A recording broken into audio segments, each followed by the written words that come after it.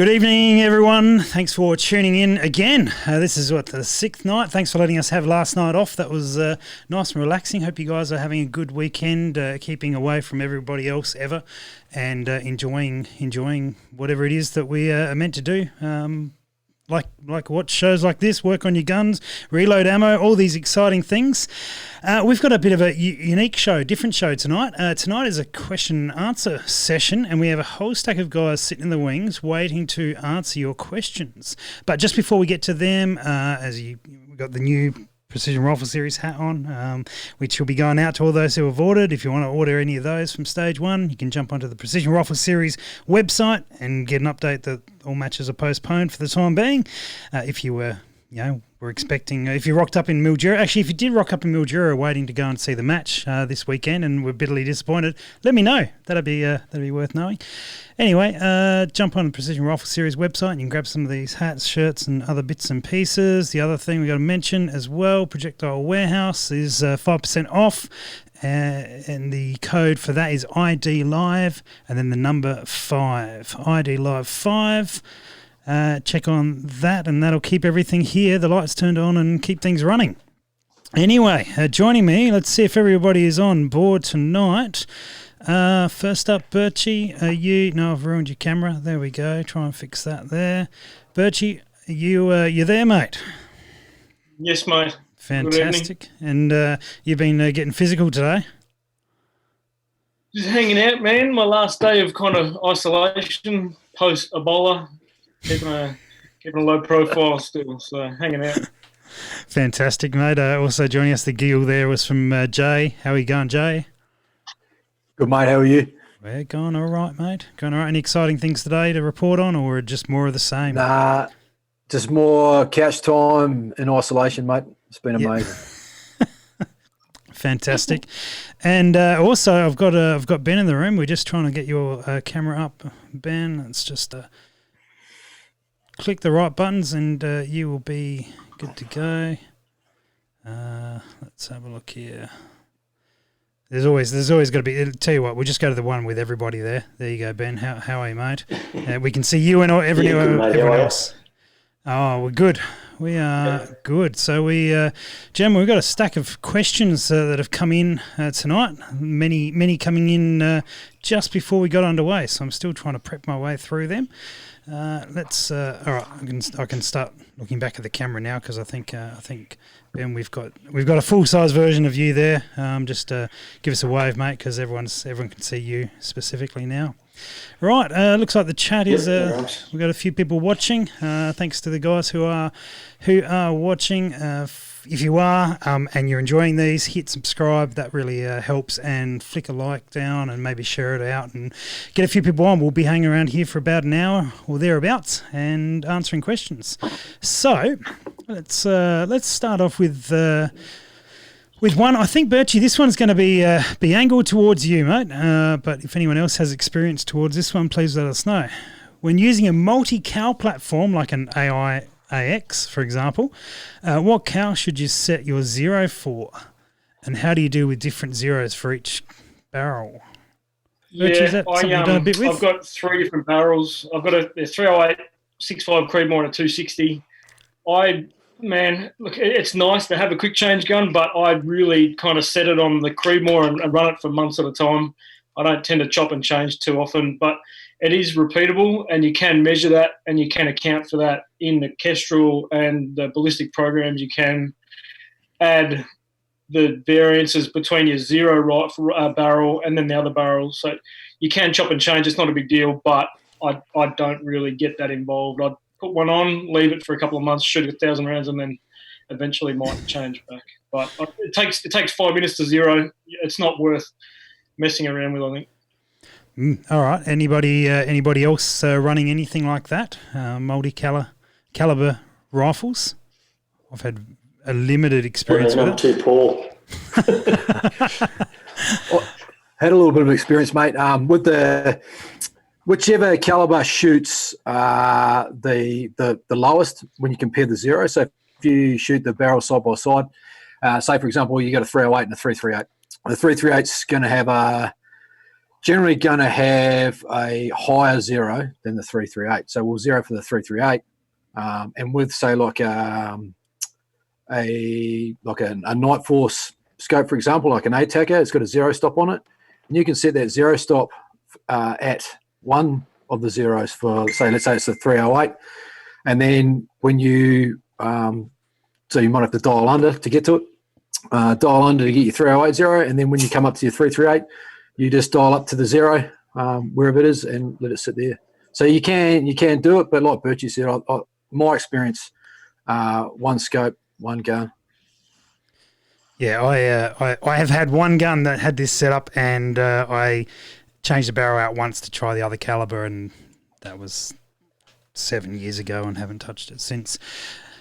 So I get where you're coming from. All right, we got a few people jumping in on the chat with some thoughts and stuff. We'll come to those in a moment. Now, a lot of the questions we got asked was PRS related, and some people who are really passionate about seeing the sport grow. So, going to work through a lot of them, sort of double up. So we'll try and get into these ones as we can. So. Let's kick off. Ben, I'll throw this one to you. How do we increase participation in PRS and raise awareness of the comp in general in the general shooting population? Any thoughts on that? I think in terms of generating more participation, one of the things that, or one of the steps that we took, coming into this season was the creation of divisions. So you are recognised for achievement within your peer group, as well as your achievements overall. So it's effectively very similar to a grading system, just a number of different levels: pro, semi-pro, marksman, and you're unclassified. So if you're coming to the competition for the first time, you will run unclassified. So it's a good way of ensuring that when people come to the sport, they don't have to sort of look at it from the perspective of, I have to beat everybody to be recognised. You can be recognised for shooting well amongst your peer group.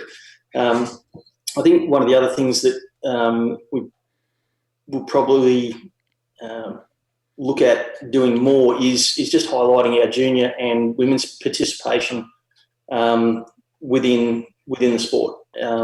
We're reducing the membership fees have reduced membership fees for junior members, so they don't pay as much as our senior members as well. So it's financially it's a little bit easier for them to get involved as well. So and it's PRS is one of those great sports that is very interesting. It's very exciting, and I think the more shooters that do become aware of it, it generally speaking, across the shooting community, probably gets a fair bit of support fairly quickly once people see what it's about and how safe it is and how interesting it is to participate in, or as well as watch. It's actually quite an interesting spectator sport.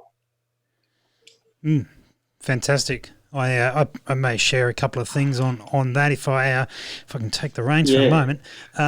One of the big things I think in terms of developing the sport, and this has been like the longer term plan, is clubs. Is the club level. The PRS is that national level comp, the sort of the pinnacle body, the hardest challenge, all that sort of stuff. And what we have always wanted is to see more and more clubs happen, and that's been growing, fairly rapid growth. But one of the big things that's happened in the last, prior to all the stuff that's gone on, one of the bigger things prior to that was that precision rifle as a discipline got approved by SSAA. What that means is that virtually any club in the country that's SSAA has the ability, depending on ranges, to set that discipline up, which means we should see a rapid increase in the amount of clubs, and therefore the opportunity to be able to get involved at that club level, which is the easiest way to get involved, the cheapest way to get involved, and generally from a skill set point of view, just roll up and have a crack. And we've certainly sort of embodied that as best we can at the club here at Monarto. So that is one of I think the biggest things to lead into guys practicing up and then jumping into the PRS side of things. Gentlemen, any additional offers, or shall we flick down to the next question? Birchie? Yeah, I think people should probably lower their expectations a little bit in a good way. You don't need the best rifle. You don't need the best barricades. You don't need a million dudes. You don't need a shot timer. You don't need small targets and massive ranges. You can do it with a 22 and a couple of milk crates. You can get 2 car tyres, put one on the ground so it's flat and the other one up, so it's like a window you can shoot off the top through the middle and next to it, and use your watch or an iPhone timer, and you can challenge each other. And like Rusty was saying, the club matches are by far the best way to get involved, because it's just a bunch of dudes you're probably already friends with at your local range with your local wind, and smash a few dim sims and get stuck into it and hang out with the boys and just shoot and enjoy it. I think that the national level matches, they're really cool, but you would be better off going to a club and getting comfortable and figuring it out before spending a lot of money, range fees, ammo, transport, accommodation. And then a lot of guys, they go in head first, and you might not enjoy it as much as if you just grow with it at your club with your mates. I think that's important. I think you're spot on, Birchie. I think the thing that's with the fact that there hasn't been the clubs, people have just jumped into the national series at whatever level they've got in, which is excellent. That's amazing. Really hard too, so it's the reason that it actually exists. But with more and more clubs coming on board, it should be a lot easier. And there's a couple other sort of follow-up questions to this one, which I think we sort of covered, talking about lowering the barrier of entry to people in terms of costs, equipment and fees. We'll have in club levels, we'll do that as well. And regular training events, again, you've got the club level is going to bring a lot of that too. And then, if you want some more formalised training, there's guys, including Jay, who are really sort of set up to be able to take you away and put that as an intensive. Then you go back. There's the plug. For you go back to the club and put those skills into the inner workings on a regular basis. So that's really good. All right, let's have a little look in the chat what we've got. All right, so there's a couple of questions, gentlemen. Jay, we'll kick off with you about practice or dry fire routines or 22 trainers or anything on those lines. How do you upskill? How do you upskill yourself, mate? So when you think about great sports people across the planet, and I use All Blacks all the time because they're pretty much the favourite team on the planet. But you have a look at the guys that excel in that, and they grew up with brothers, and they were playing football in the backyard, and they were making tackles and kicking goals, and basically winning World Cups before they even got to a football ground to practice. Yeah. So they've put themselves through all those little serials, if you will, in the backyard before they hit the paddock. So, like you say, dry fire. If you can dry fire and you find yourself, whether it's your garden chair, whether it's a milk crate, whether you build yourself some funky barricade stuff in your backyard, and you get your rifle out and you dry fire and you put yourself through those positions and you practice getting that rifle steady. You practice, your shot release, your natural point of aim, all those fundamentals. You practice that in the backyard before you even put a bullet in it. You're going to be well ahead of anyone who's not doing that stuff here. You go down the range and you shoot your 30, 40 bullets, 50 bullets in the afternoon. Yes, you're going to get really good information from that, but doing the work in the backyard, doing all the different positions and the barricades and that in your backyard or in the lounge room or in the garage, wherever it is that's safe and out of view of the public, so we're not scaring people and all the rest of it. That's where you'll improve out of sight. Yeah, absolutely. Ben, do you do any sort of practice or anything like that? I do. So my practice generally will involve me going out to where I normally shoot, where my barricades are and that sort of stuff, because it's just out the road. And I will dry fire everything that I intend to intend to shoot before I actually put rounds down range, and I'll fire more dry fire doing that than I will live rounds. Live rounds are almost confirmatory to make sure that I'm not kidding myself with my dry firing. So that's that's generally the kind of practice that I do. I'm guessing that is Nick online asking questions about my practice? No, these are from Josh and from Henry.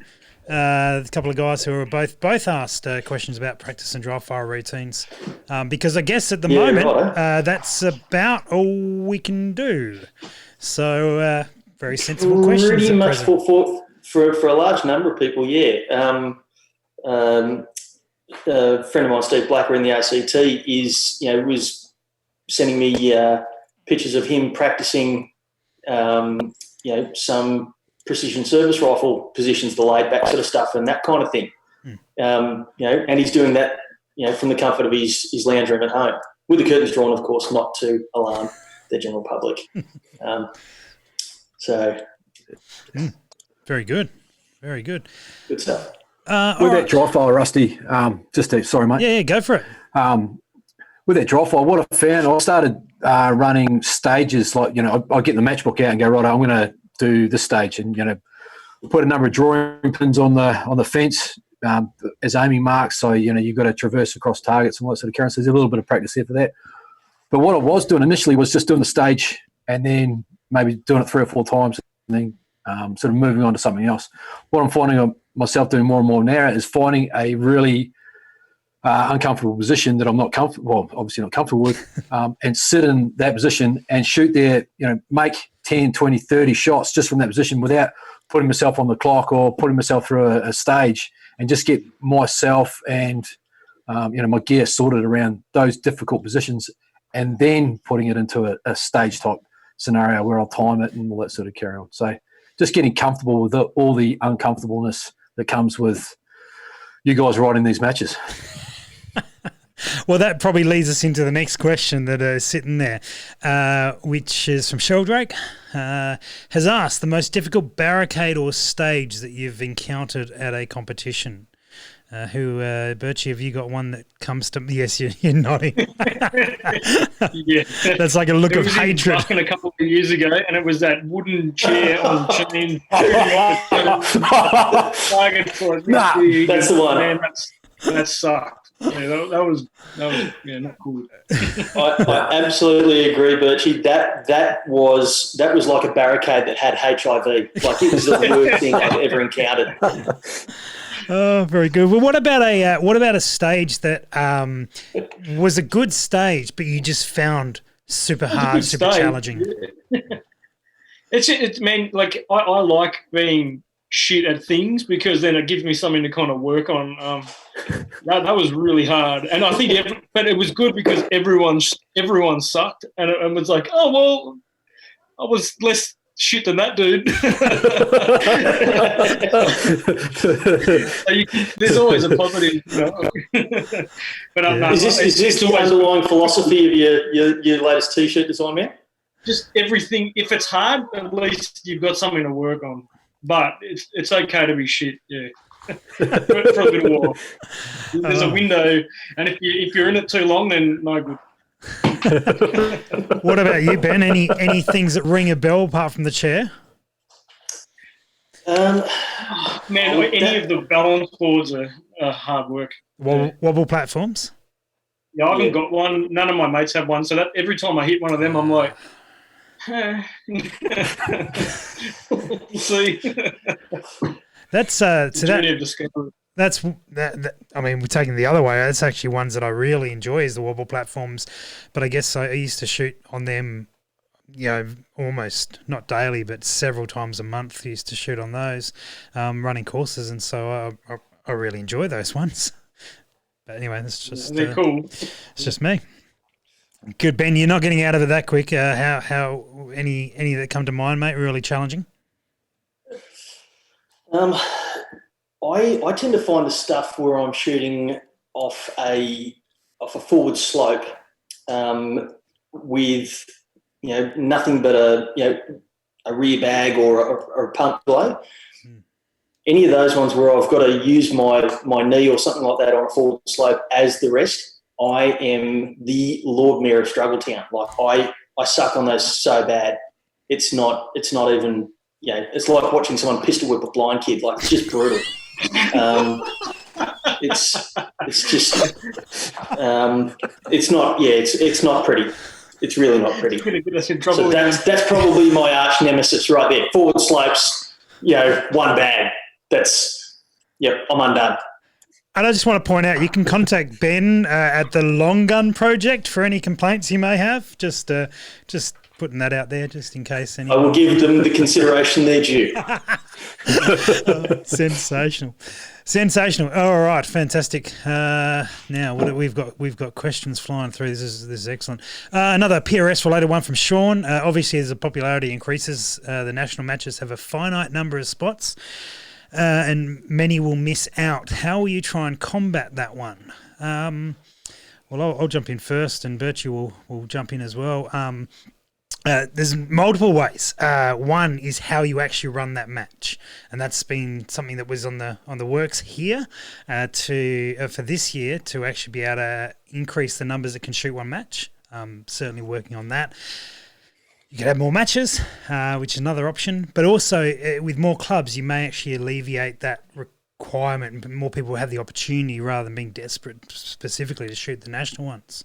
Birchie. I was going to suggest pistols at dawn, but yours is probably a bit more effective. Yeah. No, we'll run with that. We'll run with go with pistols at dawn. Perfect. All right, I'll put that on the list, Birchie. We'll put it as a consideration. Yeah, I'll do a bit of pistol shooting, so I'll be all right. Gotcha. Yeah. The fun zone, perhaps. 2 men enters, 1 man leaves. Muzzle brakes from Anthony Price. What's a good place to start, self-time or gunsmith fitting? Jay, have you had experience with either of those? So when it comes to doing things with my rifle, I don't like doing it. I like to give it to an expert. There's a stack of really, really qualified and skilled blokes out there that know way more about screwing nuts and bolts together than what I do. So I hand that stuff off as much as I can. That said, the 6.5 that I'm shooting at the moment, I screwed off the muzzle brake off it, and I've used a APA little bastard Gen 2, which self-times on. I put it on myself. It hasn't moved since I put it there. And the thing, it still blows my mind how good it is after swapping the two out. It's of all the things I've done with that rifle, I think that's the one that's paid the most dividends, was putting that self-timed muzzle brake on myself, even though I'd normally have armourers do that stuff for me. Very good. Very good. That's a sensible way to go. They're pretty solid now, aren't they? The self-timing ones, you can do a lot of work on them by yourself. Phenomenal, mate. You just crank it off, clean it, put it back on, screw it back up, and away you go. Like, the gun doesn't skip a beat, It doesn't even know that you've taken on and off, and your zero doesn't shift, and your data doesn't change. And then if you don't like that particular model, I think Birchie shoots a Hellfire. I think it is, mate. A sidewinder, or the bigger one. Same thing. And it's self-timed on as well. I think, and I know Birchie just cranks his off, cleans it, puts it back on, doesn't screw with his data or screw with his shooting. At least he doesn't use it as an excuse anyway. I know I can, but they are, like, honestly, man. If you can get yourself a really good break, whether it's and I know that the guys in NZ that do the Terminator, phenomenal break. I think Wedgetail is starting to do their own now. I haven't shot it, but I'm led to believe it's a very good break. So yeah, if you don't believe you've got a good break, or you don't have a break, get one of these new ones that are floating around. It'll change the way that gun jumps around on you. So it's awesome. Absolutely. Benny, you got a comment on that at all? Have you? Yeah, I've got experience on sort of both ends. I've got a fixed brake on a couple of my rifles, and also self-timing brakes on others. And the competition rifles that I've had are all self-timing brakes. And like Joe was saying, it's so much easier to to take those off, clean the gun, and then put them back on, and you just plough on. And I've had a Terminator TT, which was a really, really great break. I've got an Area 419 at the moment. That's a good break. I probably think I'd prefer the APA Little Bastard. I think it's probably just, in terms of design and that sort of stuff, I think it's probably just that bit better. So I'll probably look at migrating across to that at some point in time. But, for the rifles that I put a lot of rounds through, the self-timing ones just make it so much easier to clean. Absolutely. Righto, just before we jump into the next question, for those guys who are watching, I've got a couple of things to let you know about. First up, hit like, because that helps with these videos getting out there.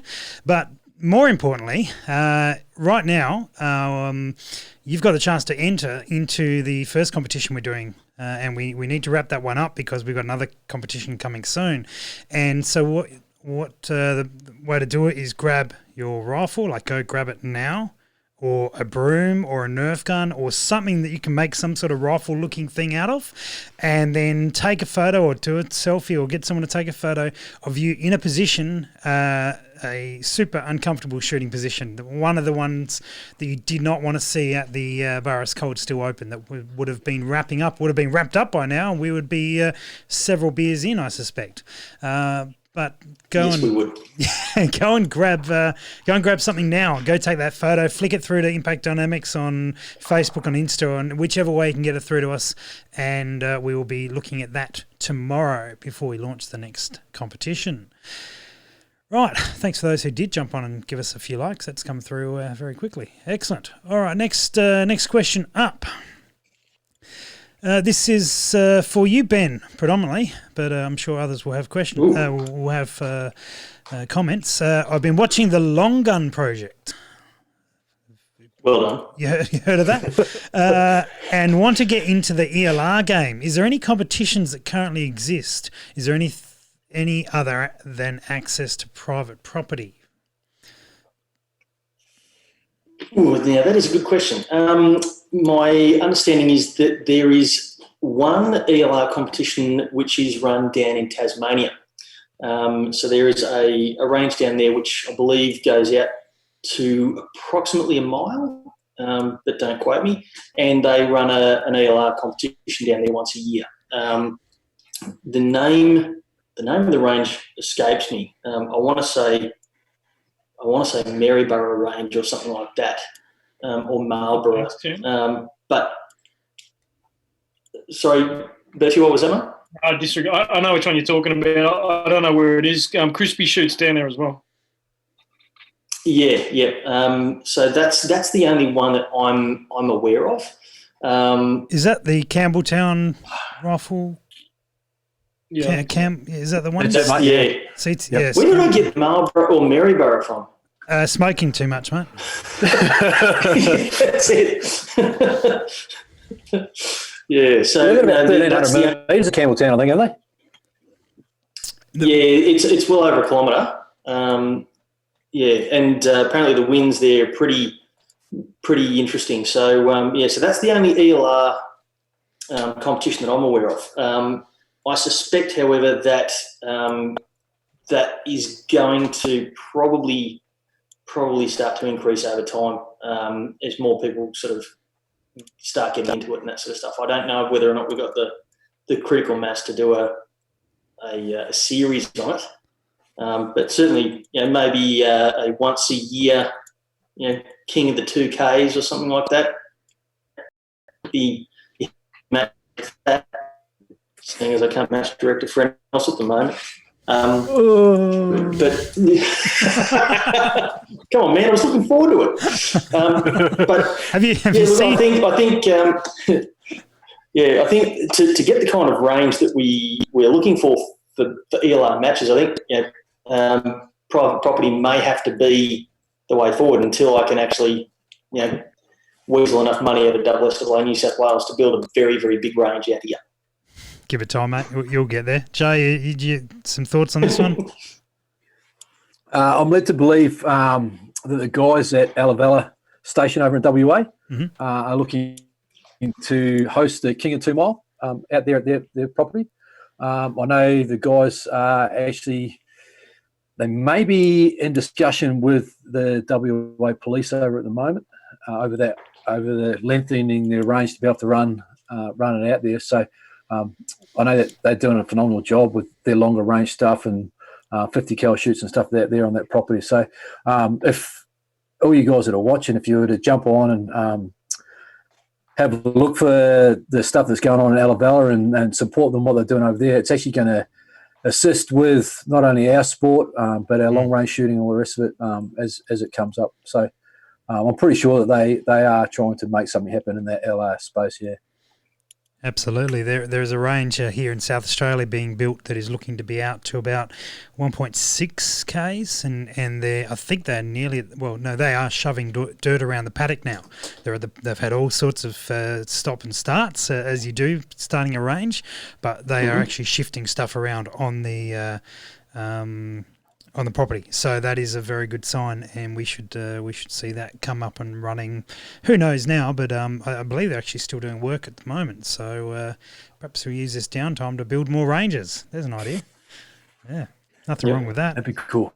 Let's see. I know there was talk. Ian's asked a question here, but about the Mildura going doing the longer ranges, and I believe I'm not sure where that is up to, where they're up to with their long range. Yeah, excellent. All right, good question on that one. What about who should I be following on the socials? I was already following Phil Vallejo. Well, actually, tell you what, who should we be following on socials? Who do you guys follow? Because probably if I read the list out they're already following, we'll be out of ideas. So, because it's quite a comprehensive list. Do any of you guys follow a lot of social media stuff of the shooters elsewhere or here? I reckon Hat Creek Training in America put some really cool pictures and stuff out. That's the place I'd like to go and do some shooting. And the Kalen Wojak dude from the Magpul training division, he was an ex-scout sniper in the Marines. I think he's still pretty heavily involved, and he puts a lot of reasonable kind of content out that's worth having a look at. Yeah, nice. Absolutely. Ben, you sit out in the country with nothing else to do, so I imagine you're just all over Facebook or Instagram. Yeah. No, I spend most of my time either shooting or trying to produce videos. My stuff that I follow on socials and that sort of thing is primarily Instagram related stuff. Carly's shooting, Carly's hunting, Carly's optics, all those guys, Applied Ballistics. There's Phil Vallejo's one as well. There's so many, that are out there. A little hard to sort of nail down all of them. Mm-hmm. Yeah, there is no end of options, and there's some good ones. And the VP Precision podcast, I enjoy that. I know there's been a couple of other podcasts kicked up, which is Good Long Range Addicts podcast, and then I forget the name of Phil Vallejo's one. Is that Modern Day Sniper? Modern Day Sniper or something? Yeah, as well. I haven't had a chance to listen to that one yet, but there is plenty of information around. I mean, back when we started a podcast, there was one or two. No, there was about one long range shooting podcast, and now there's about 40. So this is good. This is exciting. We just do fart jokes now. That's all we really need to do. Everyone else gets the information out. Well, yeah, I think if we are going to talk about following on socials, we should probably talk about following Low Vis Gear and Orange Accuracy and Precision Shooting Podcast. I just assumed everyone followed Low Vis Gear and Orange Accuracy, but if you're not yet, do that. And that's what I'm thinking. If you're not following, you should be. Yes, I think at the moment with all the forced government shutdowns and stuff, like Huntsman up in Queensland, they've just been told to shut down today with a directive.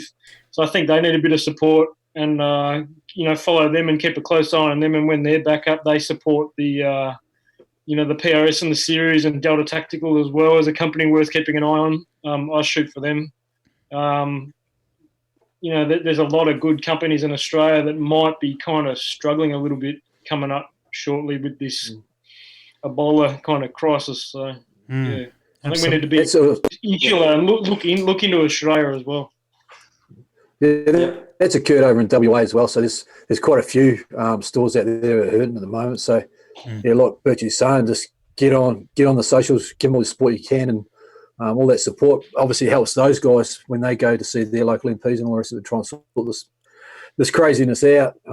Look, homegrown, straight up. Look after everybody that's looking after our sport in this country first, and then another one that I've been following is Fieldcraft in the States, and there's a couple of really sharp instructors that they have with their training packages and stuff over there. So they're pretty legit dudes to be following to keep an eye on what's going on over in the States. But homegrown first, I reckon. Yeah, for those who are not familiar. Sorry. Go for it, Ben. Go for it, Ben. Oh, no, that's right. Speaking of homegrown, shameless plug for my sponsors, Wedgetail Industries. If you keep an eye on them, they'll be bringing out some great Australian PRS related equipment in the near future, which is worth keeping an eye on the socials for that as well. So, yeah. Absolutely. For those who perhaps are not familiar with some of the announcements over the last couple of days, WA shut down all firearms dealers with about an hour and 10 minutes notice, and most of those dealers did not find out through the normal means. They found through friends of media reports, and then the following day, yesterday, that happened to Queensland dealers also.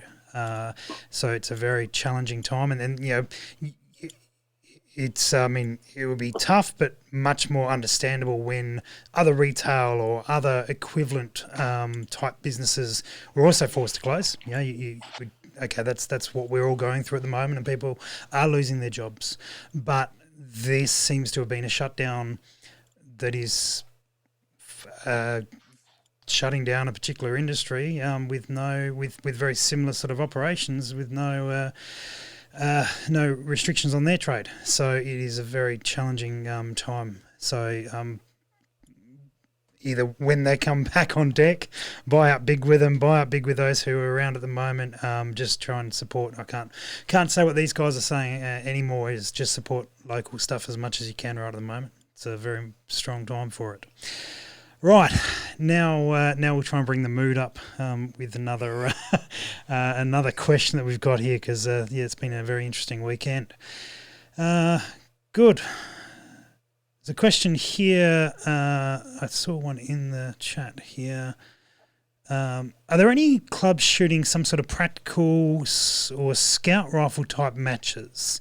Have you guys seen anything like that? Some sort of adaptation with like a hunting type class or something like that? I think the closest maybe, potentially the 3-gun kind of practical rifle with a rifle shotgun handgun. I know there's, like Ben was saying, the Wedgetail, there's guys shooting the MPR, the Ronda 308, and they're getting involved in that kind of stuff. It's a bit of a slippery slope in Australia. I think they don't want people to be kind of doing that in some ways, but we can't have semi-auto, so we're not going to be touching on what the Americans are doing with their 3-gun. But scout rifles, I think that's a sector that's kind of been overlooked in a lot of ways. I don't think that's a thing.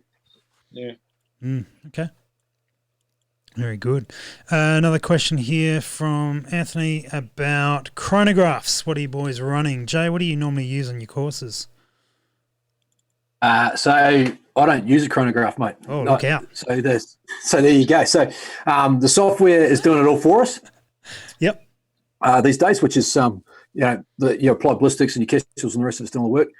The only time we get the chronographs out now is when something's not working, when something's not right. So, and it's generally we're looking into, is there something wrong with our ammunition or, is the gun dying us, whatever. But we can use the chronograph more now as a fault finder as opposed to gaining data. Used to use a chronograph all the time. I've been through them all. I've been through the originals where you had to you couldn't have an overcast day and all that sort of carrying on. And 1 out of 5 bullets might get red. And then we went into the infrared ones, and then they were very expensive. And I've seen a couple of bullet holes going to those, but they were phenomenal pieces of kit. And then we went to the mag speed, which for my money, I've still got one in the cabinet, and I'll take it everywhere we go just in case, because they are very, very good at what they're designed to do. Probably the best out of the lot. The lab radar played around with, but again, setup's an issue with them. If you don't set it up right, you can shoot 3 or 4 bullets, and depending on what you're shooting, I mean, if you're shooting a 375 SHOTAC or something like that, that's a lot of money you're throwing down the range each time. The lab radar doesn't pick it up. So, not that I have that problem. But yeah, so with the chrono, if I'm using it, I'm going to be using a mag speed, mate. Mm-hmm. What about you, Ben? Speaking of 375s, and perhaps, I mean, we're not as adept as Jay. We're still stuck with old technology telling us our bullets speed. What are you running? I am running a lab radar, and I have learned how to position it appropriately so that I'm not just tossing money into the air. Mind you, I do plenty of that anyway. But no, I do use a lab radar. I find it pretty good. It's interesting though. I still, for my own peace of mind, I still true it the old-fashioned way. As per the Todd Hodgman applied ballistics sort of method of shoot it, check your drop, and then make sure you're hitting centre target beyond 650 metres, and true your velocity that way. I still do it, even though the lab radar is extremely accurate. I still double check. So theoretically, I don't really need the lab radar, but it was bright, it was shiny, I needed it. Bertie, what about you, Matt? I've got you. Imagine you probably got some ATAX camo under development, can't talk about type deal going on for your chronograph. But can you drop us any hints? You got a chronograph sponsor, Bertie? Yeah, I've got actually a magneto speed as well, but like Jay was saying, I used to be really excited about muzzle velocities and variances and stuff. I'll shoot fact jammer now. It's not really something I can control, but like Jay was saying, if it's a problem, I'll pull it out. Or every now and then when I get a new batch of ammo, I'll put a couple of rounds through it just to see what the extreme spread's like and if anything's wildly different. But if you're shooting at stuff and it's hitting it, then it works, So I don't obsess over that too much anymore. And the magneto, at least you put it on and it works. That I like the idea behind the magneto speed, but everyone that has one that I've seen is getting ready to frisbee it down the range at some point. So yeah, I don't know. Yep, fair enough. I think we've got someone asking, sort of looking for clarification perhaps. I'm trying to work out if it's a question or just a statement about no velocity, no depth. I've just asked for a clarifier. We'll come back to that in a moment. How many hours, from Kenny, how many hours do each of you spend on training, dry fire, live fire, or pre-shut the world down? You guys doing it on a regular basis? Jay? I was yeah. Oh, sorry. Go for Jay. What? You go. Go, Ben. You started, man. Go, Ben. You started. Don't stop now. Fine. Yep. No, I was shooting a couple of times a week, but not necessarily training for anything in particular. Just getting time behind the gun and trigger time, that sort of stuff. One of which was a Sunday afternoon rabbit shoot, which is traditional.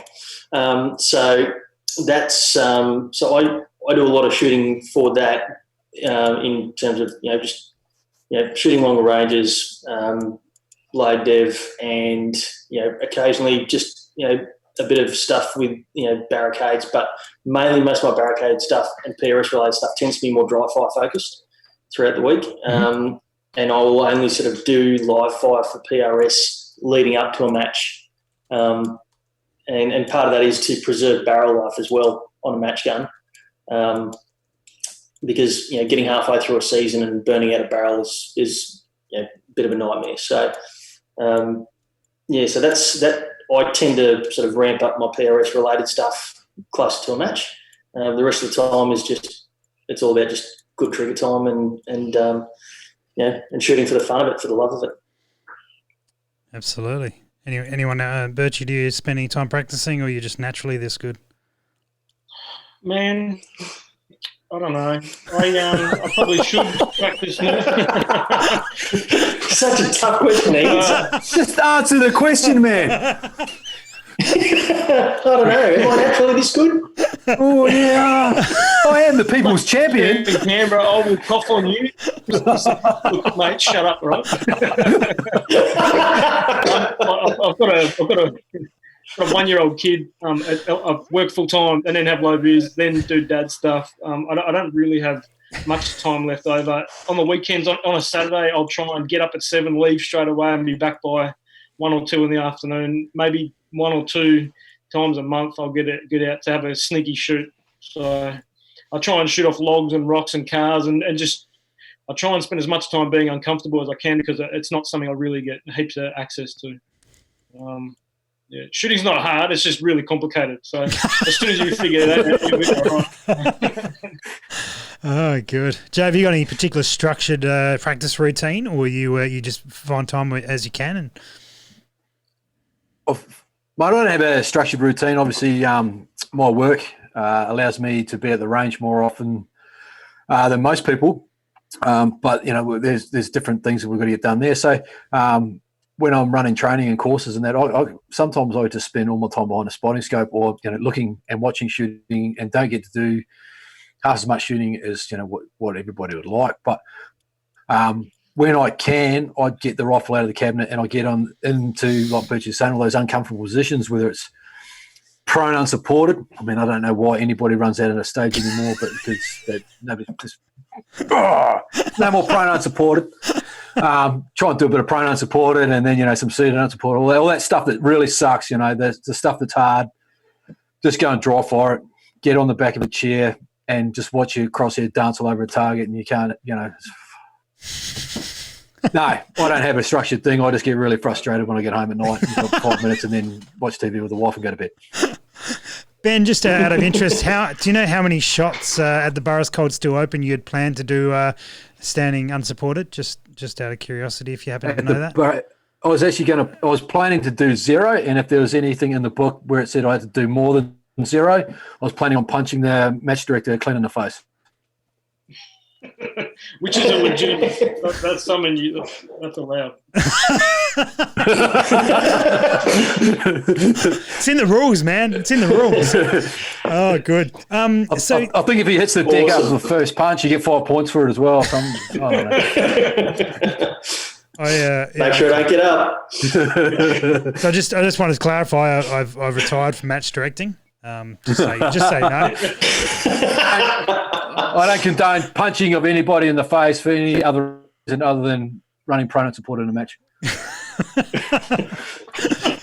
Perfect. All right. So now, just a follow-up question. Lilac Tortoise is wondering how you work out your dope without knowing your velocities. Jay, you alluded to that.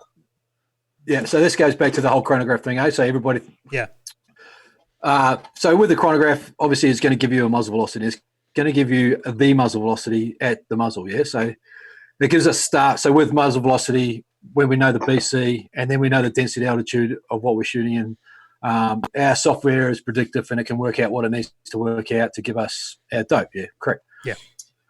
If we don't have a chronograph or we don't have time to chronograph, we can go to range. We know our distance. We take our software, we fire 1 or 2 rounds, and if we're happy with those 2 rounds, we've shot well, and we look at the target and we say we're just on that, around that 1.2 mark, so just before we go into trans. So we've got resolution and we can see what the bullet's doing. We can say, well, I was aiming at that target 750 metres, for example, and my software from predictions told me that I needed 8 mil to hit it. but I'm coming in low. I actually need 8.4 to hit that target. I'll tell the software that I needed 8.4 to hit it, and then it'll back engineer the whole curve all the way back to you, and your software is good. So you can pretty much guess for your software. If you're using the right software, you can guess a muzzle velocity. So, for example, like a 308, you might start at 2650. You know, your 6.5s, you might start up around 2750, 2800. You know, you're just in that sort of a guess, and then you can work forward from there. Yeah. Fantastic. Very good. Look at the size of this muppet. Look at the size of this muppet. The dire wolf. He's doing the rounds at the moment, just making sure everybody's in bed before all the zombies come out. Yeah, I gotcha. Yeah, good. Someone needs to be checking on everyone. Yeah, excellent. So, question here, going beyond gear, shooter's mindset, approach, routine, etc., etc. Birchie, what does that look like for you? Is it something you give a lot of attention to? I think a lot of people go to the range and they don't really know what they want. They just rock up, take a bunch of ammo, crack some rounds off, and go, "Cool, that was all right," and then they go home. I think you should take pride in what you're trying to do. I think every time you pull the trigger, your rifle's telling you something and the bullet's telling you something. The bullet doesn't lie. Yeah, like the bullet goes where it was going because it physics and science, and there's a lot of engineering going on. You need to really take detailed notes of the environment and your impacts, and if something was good or if it was bad, and try and figure out why and diagnose problems. But always go with the goal in mind. Don't just waste your time and crack a million rounds off, because you won't achieve anything. You could definitely look into that way too much and get a bit weird about it, but I think you need to have half a plan. Even if you're just going to go and shoot 10 rounds kneeling off a barricade or a tank trap at a target at 400 metres, even do it on paper as well. Get on steel so you can see it, and then move to paper, and then you can start measuring things and see where your actual dope's going and how your wind calls are looking and stuff like that. But a lot of dudes shoot massive targets with no real kind of end state, and it makes it hard to get better. So I think that's critical. Try and actually get better while you're at the range. Great. And any thoughts, Ben? He's disappeared. He's gone. Oh, fantastic, Ben. Ben. Thanks for your thoughts, Hello, mate. Ben. Cheers for your thoughts, Ben. That was great. Jay, what about yourself, mate? So for me, mate, I know it's taken me, what am I, 44 now or something? It's taken me 44 years to work out You that how old? my head works and how it. Yeah, I am. Thanks, man.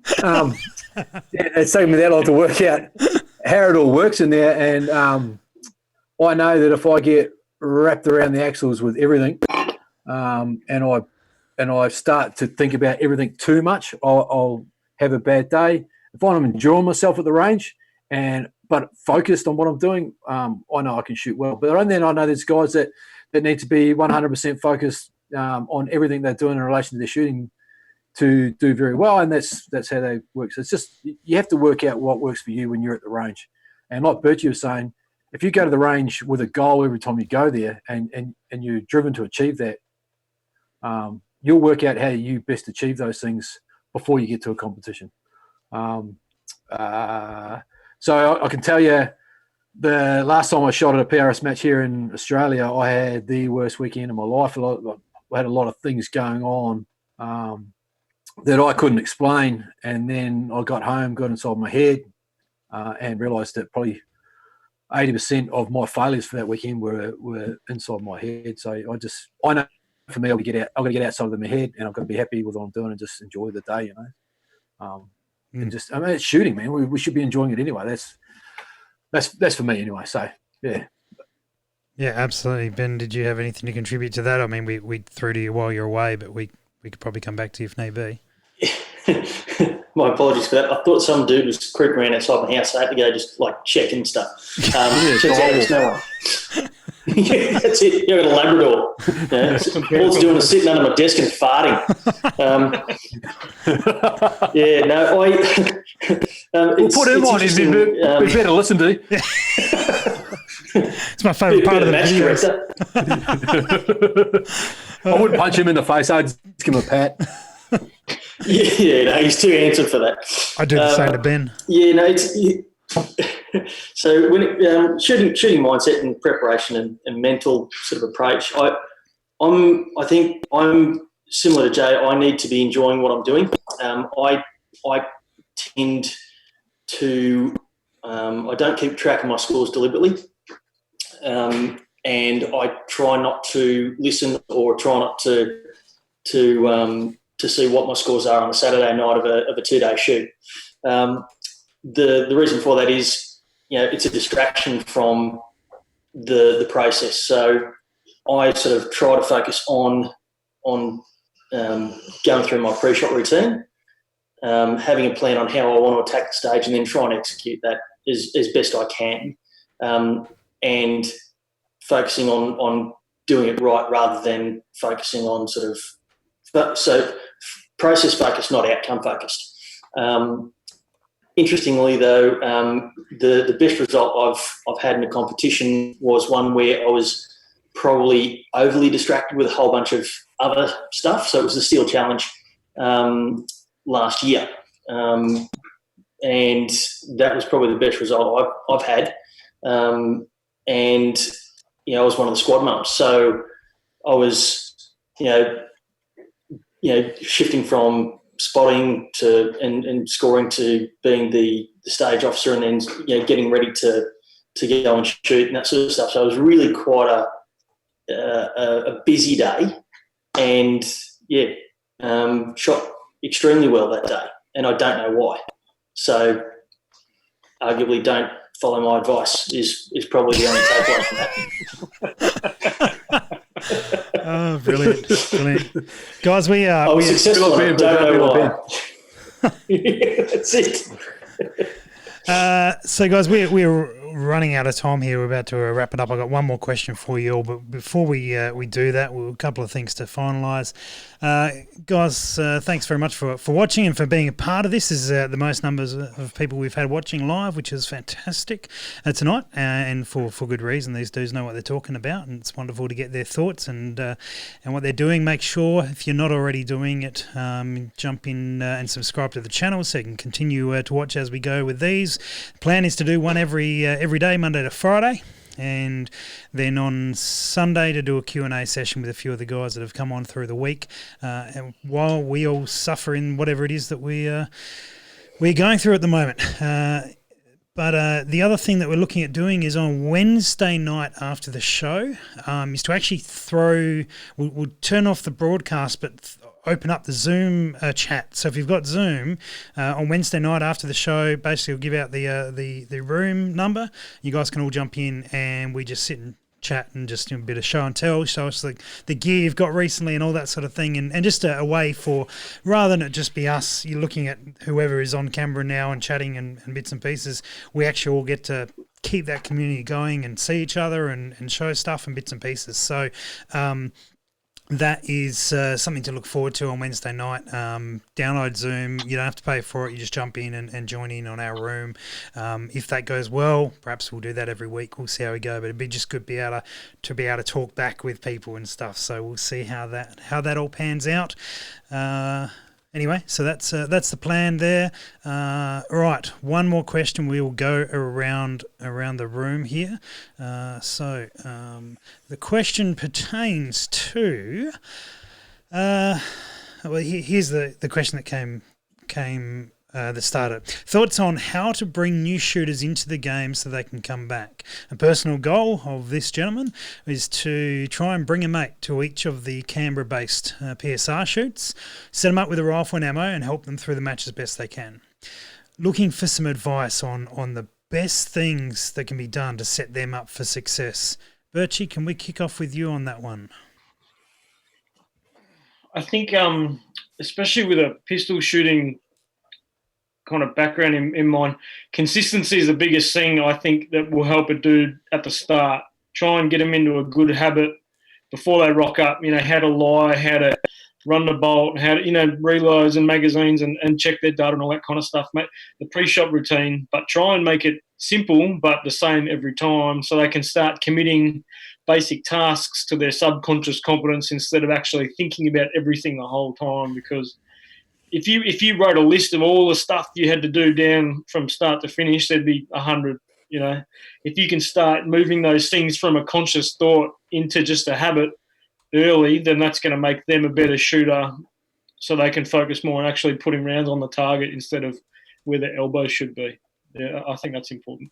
Yeah, fantastic. Ben, what about yourself, mate? Any thoughts? I think one would be trying to set some realistic and achievable expectations in the shooter that you're bringing along for the first time. If you for example, if you take them to a shoot, if you don't tell them or don't sort of help set some reasonable and achievable expectations about their own performance on the first time, they're going to walk away from that experience potentially thinking, well, I came last. If it's the first time they've shot that match, that's quite a reasonable expectation. That's not a failure. But if you don't set some reasonable and fair and achievable expectations about their first performance, you could actually, my thoughts are that you could actually sort of put them off coming back because they feel bad because they're comparing themselves to everybody who's their top shooter all the way down to themselves. That first shoot should be about competing with themselves, setting themselves a reasonable goal and achieving that goal and enjoying it. That I think is probably the key from my perspective, just adding on what Birchie said. Mm. Jay, what about yourself, mate? Some final words of wisdom?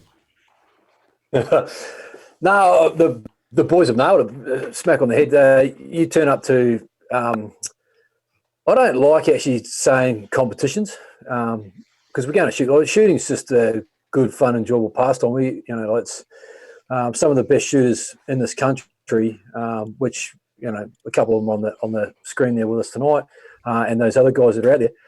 They are phenomenal shooters, yeah. And we rock up to these competitions and we try and compete against them. We're kidding ourselves.